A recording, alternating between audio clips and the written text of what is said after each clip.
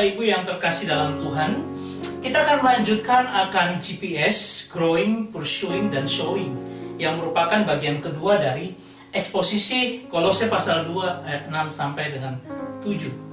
Dan kita akan melihat juga sebuah film, yaitu film Wanted, di mana diperankan oleh Angelina Jolie dengan Choose Your Destiny. Saudara yang terkasih, ketika kita bicara tentang GPS, kita sudah melewati bagian yang pertama, dan sekarang kita akan masuk pada bagian yang kedua. Coba kita melihat dulu seperti apa yang saya ingin sampaikan. Kalau kita bisa melihat bahwa ini adalah merupakan pohon daripada pohon korma, dan kita bisa melihat 5 hal, yaitu pertama bicara tentang diakarkan atau berakar dalam Kristus. Kemudian kita masuk kepada bagian kedua di mana bertumbuh ke atas atau epeikodomomenoi, ya, bertumbuh dan dibangun di atas akar yang sudah ada itu. Kemudian ketiga, dikuatkan atau diteguhkan terus di dalam Tuhan, bebaiomenoi. Atau yang keempat adalah menjadi tangguh, kuat dan perkasa, edidakete, ya. Jadi ini adalah menjadi kuat, tangguh, dan perkasa. Dan yang bagian terakhir adalah kita melimpah dengan syukur, dikatakan periseuontes. Saudara yang terkasih, kita akan melihat untuk bagian yang pursuing, yaitu di 3 bagian ini. Bagaimana kita mengejar dan mempertumbuhkan diri kita dengan luar biasa, supaya seperti pohon korma, tidak akan pernah kita tumbang di tengah badai yang dahsyat sekalipun. Kita akan melihatnya seperti apa. Saya mengajak kita untuk melihat 2, 3, dan 4 bagian ini.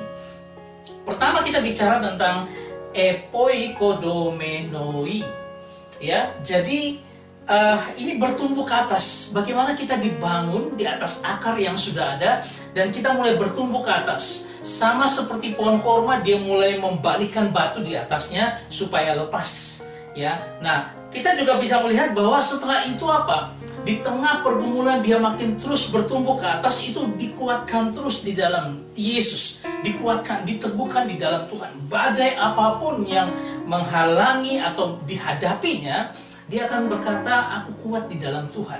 Karena apa? Strengthened, diteguhkan, dikuatkan di dalam Kristus. Ya, dari 2 ini, lalu kita akan melihat pada bagian yang keempat, yang menjadi tangguh dan kuat dan perkasa. Itu suatu bagian yang pasti otomatis ada ketika kita mulai membangun, bertumbuh, dan kemudian dikuatkan atau diteguhkan dalam Kristus. Nah, saya mau melihat ground code-nya seperti apa. Ya, coba kalau kita melihat bahwa ini adalah kata kerja, saya mau membandingkan kata kerja. Nah, kata kerja yang untuk bagian 2 dan 3 itu sama, yaitu verb, person, partisipasif, dan medial atau pasif. Ya.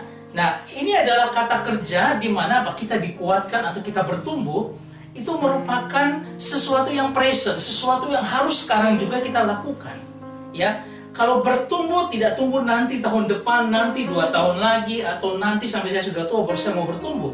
Nah, bertumbuh dan dikuatkan itu ketika kita mendengar firman Tuhan ini, kita lakukan itu.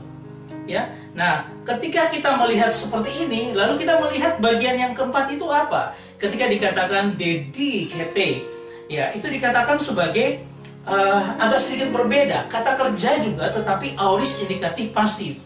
Yang artinya apa? Yang artinya ini adalah sesuatu yang mengindikasikan. Jadi dari 2 dan 3, kalau kita melihat 2 dan 3 yang terjadi, maka otomatis dia akan menjadikan kita semakin tangguh dan perkasa, menjadi semakin kuat terus. Jadi ketika kita melakukan 2 dan 3, maka otomatis, karena bentuknya juga auris, pernah terjadi, maka ada terjadi apa? Pertumbuhan, dan kita menjadi tangguh dan perkasa. Itu yang mau saya katakan, sehingga ketika kita bisa mengatakan seperti ini, bahwa 2 dan 3 kita lakukan, maka akan menunjukkan kita akan terus menjadi kuat dan perkasa. Dan itu bentuknya pasif, artinya apa? Itu secara otomatis akan ada dalam kehidupan kita, bahwa kita akan menunjukkan kekuatan dan keperkasaan yang hadir dalam hidup kita ketika apa? Kita mau berakar, bertumbuh di dalam Tuhan, dibangun di atasnya, tetapi terus dikuatkan dan diteguhkan oleh Yesus. Nah, apa yang harus kita kerjakan ketika kita mengalami hal seperti ini. Saudara, saya ingin mengajak kita untuk melihat sebuah film yang disebut dengan Wanted, di mana dia seorang pembunuh bayaran itu kalau mau menjadi begitu ahlinya, dia harus terus-menerus untuk dilatih. Nah, ini ada seorang yang bernama Wesley. Dia dibawa ke sebuah perkumpulan, di mana perkumpulan itu mencetak orang-orang atau pembunuh-pembunuh bayaran yang luar biasa canggih. Dengan cara apa? Membentuk fisiknya, membentuk mentalnya dengan sebuah didikan yang luar biasa keras, ya.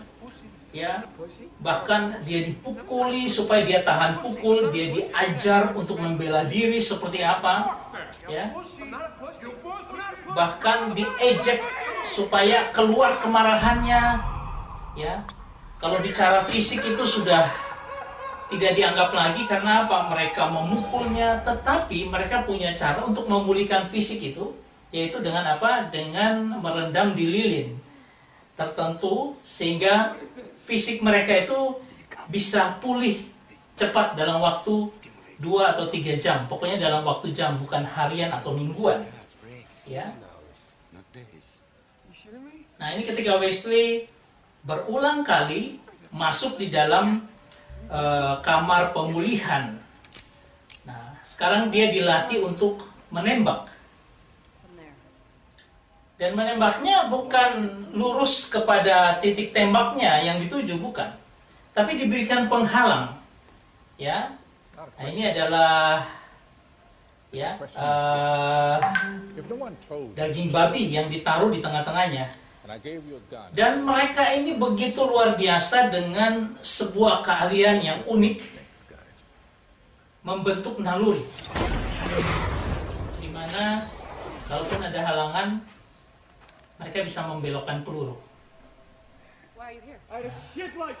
Ini Wesley diajari tetapi belum bisa terus, ya, sampai akhirnya dia dihajar sendiri oleh yang membawanya ini, ya.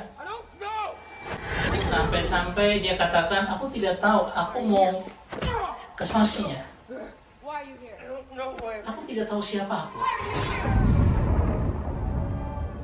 Nah, kalau sudah begitu, baru mereka menyampaikan identitasnya seperti apa, mereka terbuka, lalu mereka terus lagi memotivasi dia untuk berhasil. Nah, ini ketika Wesley sudah mendapatkan motivasinya, yaitu apa? Dia mau seperti ayahnya, karena dia tahu bahwa ayahnya adalah bagian dari perkumpulan ini. Dan ayahnya yang terbaik, dan itu mengalir dalam darahnya supaya dia menjadi seorang pembunuh bayaran yang terbaik.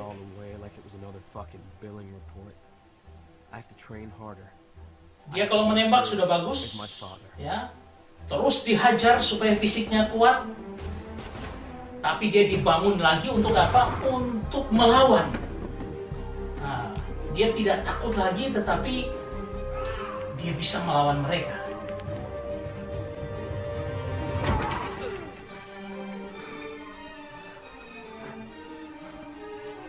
Nah, berapa bagian yang pernah menghajarnya, sekarang dia balas karena dia punya keberanian, dia punya keahlian.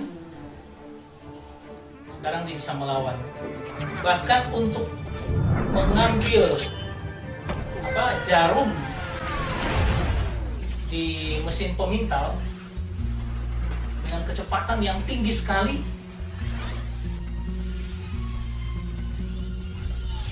Nah, dia bisa melakukan itu. Kenapa? Dia punya motivasi, dan di situ dia berusaha keras luar biasa. Nah, ini adalah ketika dia harus belajar membelokkan peluru. Dia tidak bisa kalau ditembak seperti tadi ada daging saja, enggak. Tapi kalau ada sasarannya sasaran hidup, temannya sendiri, apa yang terjadi? Dia harus menembak. Kalau salah sedikit, temannya ini akan mati. Tapi ini dimotivasi dia untuk bisa melakukan keahlian yang luar biasa itu.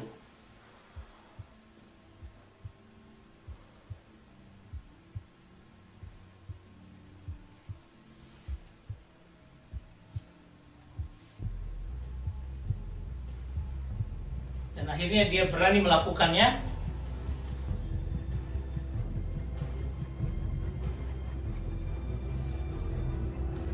Dan pelurunya bisa dibelokkan. Hasil latihan yang keras yang luar biasa itu membentuk dia menjadi seorang pembunuh yang mahir. Dan ini yang dia lakukan setelah dia mulai bertugas. Ya, ada orang yang diprediksi jahat dan keluar dari mesin tenunan, di mana itu merupakan nasibnya harus dibunuh seperti itu. Ya. Ini bagian yang pertama. Yang bagian kedua, ketika dia harus membunuh seorang gangster seperti ini atau orang yang kaya seperti itu, dia nggak bisa karena pelurunya, mobilnya anti peluru. Tapi dia masih melihat ada kepulan asap keluar dari bagian atas. Dan inilah keahlian mereka, para pembunuh bayaran yang luar biasa.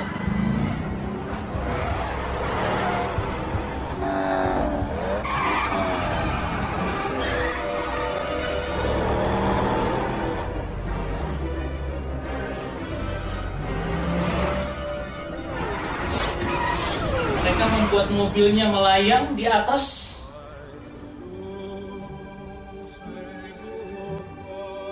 Dan bisa membunuh akan sasaran atau target mereka.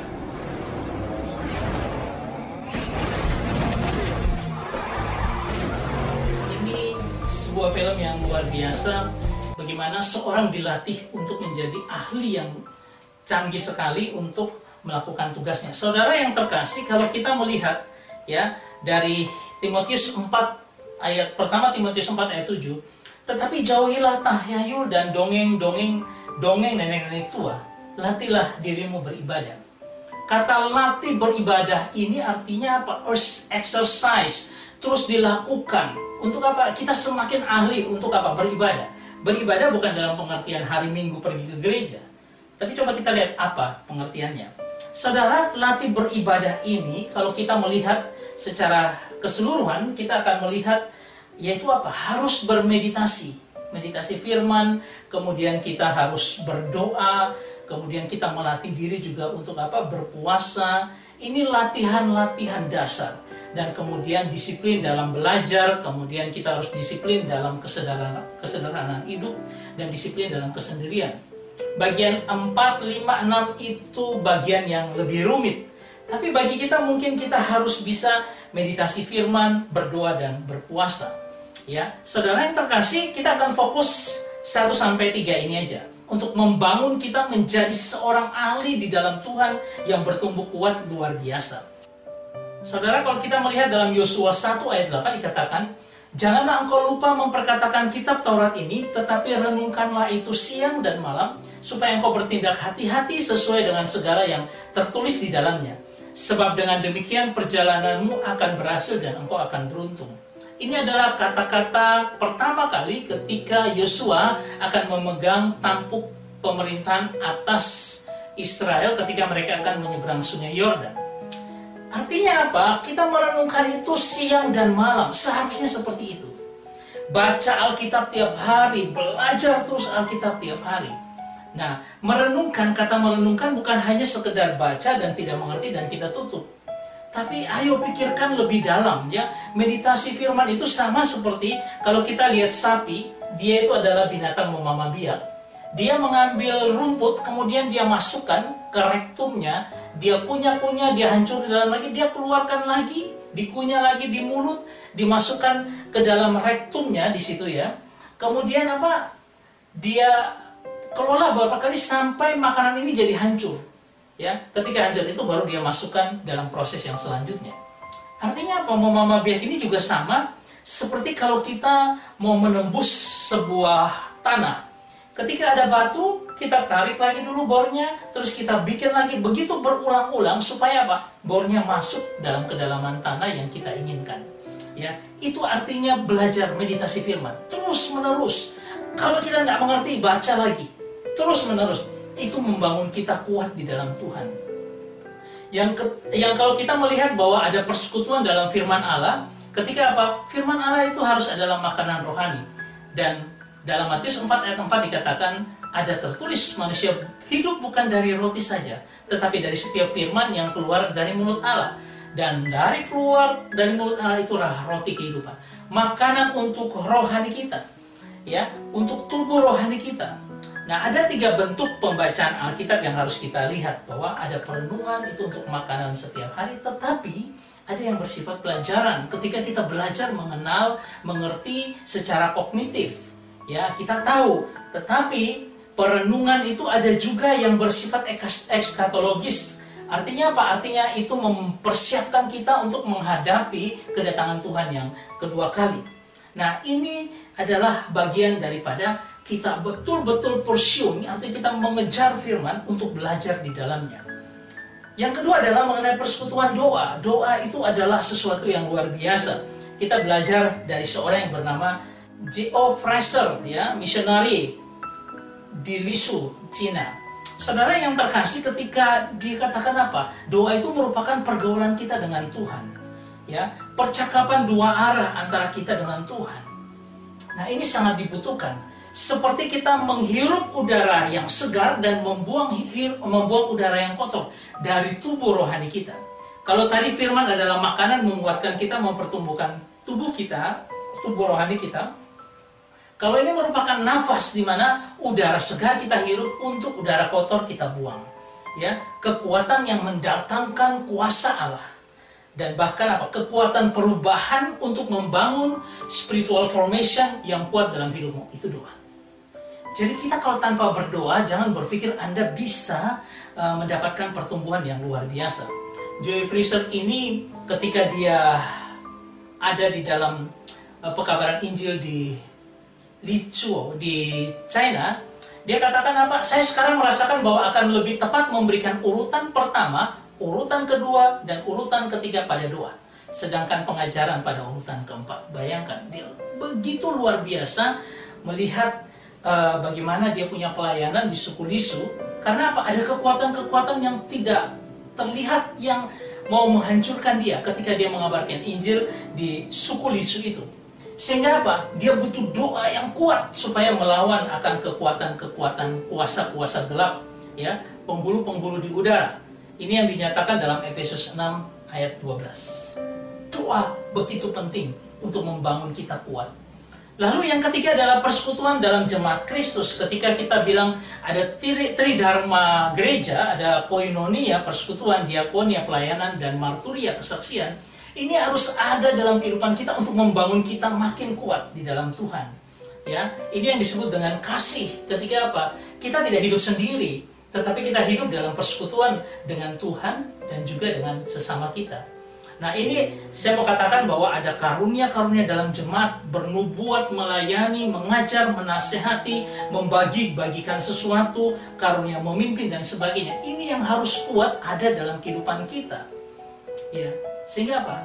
Membangun persekutuan yang kuat itu juga membangun akan diri kita kuat di hadapan Tuhan. Dan sikap kita dalam menggunakan karunia-karunia itu adalah apa? Saling mendahului, memberi hormat, bersemangat. Kita sukacita senantiasa, kita membantu orang-orang kudus, memberkati dan jangan mengutuk, menangis dengan orang sedih, disiplin rohani yang kuat. Ya, saudara yang terkasih, ketika Roma pasal 12 ayat 10 dikatakan indah sekali, dikatakan begini. Hendaklah kamu saling mengasihi sebagai saudara dan saling mendahului dalam memberi hormat. Ketika kata saling mengasihi itu ada mutual, ya, ada saling, pilostorgos, kasih yang saling mengasihi antara kita dengan saudara kita dalam persekutuan. Ya, karena apa? Kita dikatakan sebagai saudara, Philadelphia, spesial. Orang lain dalam persekutuan bukan orang biasa di dalam luar persekutuan, tapi dia saudara kita yang betul-betul spesial bagi kita. Dan di situ dikatakan dengan kata proege omai, itu artinya kita ini mendahului, memimpin, menjadi teladan untuk apa? Untuk memberi hormat. Dan kata time, memberi hormat, itu adalah kehormatan yang besar yang telah diterima dari seorang dan harus disalurkan ke yang lain. Saudara, kasih yang umum itu kasih yang biasa, tapi ini kasih yang spesial. Engkau adalah saudara dengan rekan-rekan dalam persekutuan kita, saudara seiman. Dan anugerah bagi kita adalah karunia memimpin. Jadi seorang anak Tuhan itu harus belajar bagaimana dia menjadi teladan, menjadi pemimpin, menjadi teladan bagi orang lain dalam hal menunjukkan kasih. Ya, jadi kita harus saling berlomba-lomba untuk menunjukkan kasih. Karena apa? Kehormatan dan kemuliaan Kristus itu ada dalam kita begitu besar, sehingga itu adalah limpah hormat yang Tuhan berikan bagi kita. Yang mana limpah hormat yang ada dalam diri kita itu kita harus salurkan kepada orang lain. Itulah membangun persekutuan yang membuat apa? Kita semakin kuat, semakin bertumbuh di dalam Tuhan. Dan 3 step ini yang kita lakukan untuk apa? Untuk bisa apa? Membangun akan pursuing. Artinya mengejar, kita punya dedikasi untuk merebut akan pengenalan yang benar akan Tuhan. Dan makin mempertumbuhkan diri kita di hadapan Tuhan. Saya berharap ini menjadi berkat dalam kehidupan kita, bahwa kita mengerti saya harus terus belajar dan betul-betul mengejar akan firman kita dalam berdoa, dalam bersekutu, supaya apa? Aku ini makin dibangun kuat dan aku makin teguh di hadapan Tuhan. Saya berharap ini menjadi berkat dalam kehidupan kita. Tuhan memberkati kita. Amin.